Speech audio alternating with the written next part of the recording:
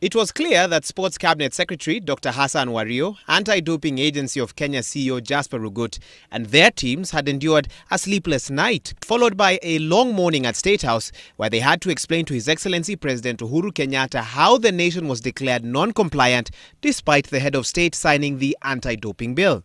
WADA held a press conference late Thursday night and explained that despite agreeing with Kenya on the legislation that was to go through Parliament, they were surprised to find that some changes were made during the parliamentary process, meaning that the law does not conform to the WADA code. Inconsistency between the various texts. I don't want to, we have pages of those, I don't go into detail, but for example, creating new definitions which would mean that certain infraction would have no penalties or things like that. When pressed for information about these contentious clauses, this was CS Wario's response. We're still studying the document, so no details at this point, but we'll be able to furnish you with that information later.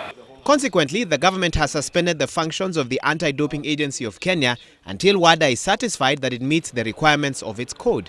A high-level Kenyan delegation will now travel to Canada on a charm offensive aimed at the WADA Foundation Board. The confirmation by Sports Cabinet Secretary Dr. Hassan Wario that he and other members of the government may be traveling to Canada to talk to WADA is definitely positive news for the country.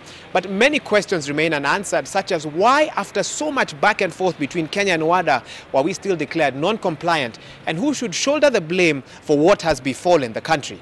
Meanwhile, the International Olympic Committee has confirmed to Citizen Sports that Kenya will compete at the Olympics. They wrote, and I quote, "A national anti-doping organization can be non-compliant for a number of reasons.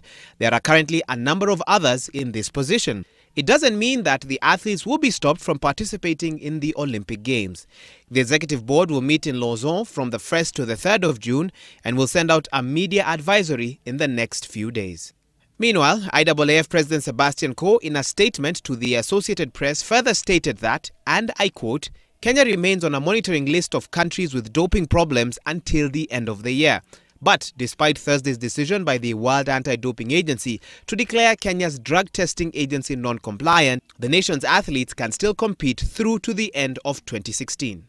It is also said that Kenya's elite athletes are the most tested of any country by the IAAF, and this will continue if Kenya does not sort out its drug testing program before the end of the year. They went out hard, they went out with real intent.